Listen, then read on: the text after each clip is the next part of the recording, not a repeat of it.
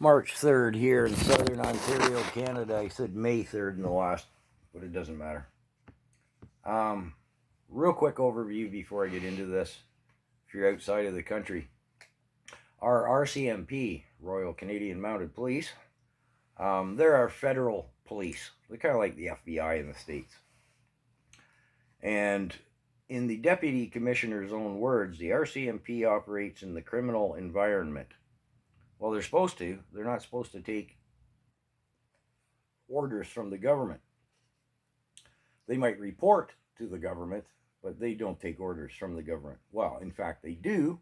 This has come to light over the last 2 years with the mass shooting in Nova Scotia and what happened in Ottawa with the enactment of the Emergencies Act. But okay, we've already covered that. Everybody knows what it's all about. So the parliamentary committee that's looking into the Communist China's influence into our electoral process, going back since Trudeau day one. Anyways, Rachel Dancho, a conservative member, was asking questions of the deputy commissioner of the rcmp. Well, I'm a little ahead of myself. First, she was talking to a member from CSIS who she got nothing from, okay? You could read between the lines. Nothing happened there.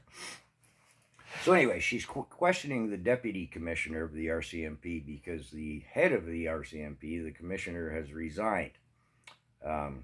She's the one who informed us all under oath that, yeah, they take orders from the government. Anyways, Rachel Dancho first asked about if any charges were being considered laid against the government. Then amongst this clown's word salad, basically, if you read between the lines, it was like, well, we haven't been instructed to do that from the PMO's office, the Prime Minister. So anyway, she went on to ask him, well, what about the 5 known illegal Chinese police stations operating in Canada? Now, no one, not even Trudeau, denies they're operating illegally, and yet they continue to. So Rachel, when asking the deputy commissioner about this, he said, overt action on 4 specific sites. 4, present in uniforms and marked vehicles to demonstrate to the community that we take this seriously. Now watch this next sentence. And we have had a positive impact on the operations we've undertaken. Well, he sounds like a Liberal MP, doesn't he?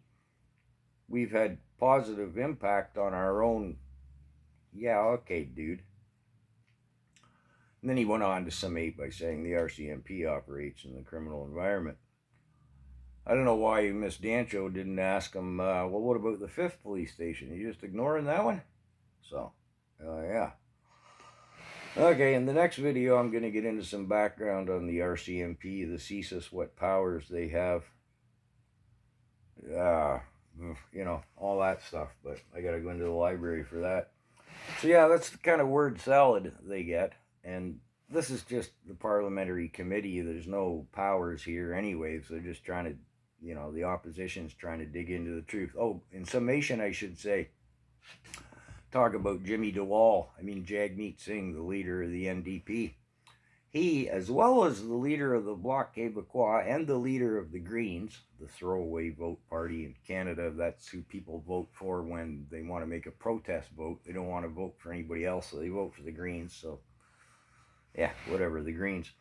Anyways, Jagmeet Singh, when asked, well, with this electoral influence so evident with the leaks from CSIS, are you going to break up your marriage, your coalition government, with the supply and confidence agreement with Trudeau? He said, I haven't made that decision yet, but I am insisting that we have an investigation, a public investigation, with all parties agreeing who's on board with that.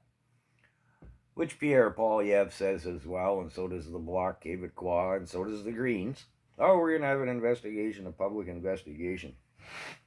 So don't plan on this dissolving the marriage between the NDP and the Liberals. It's not going to happen, people.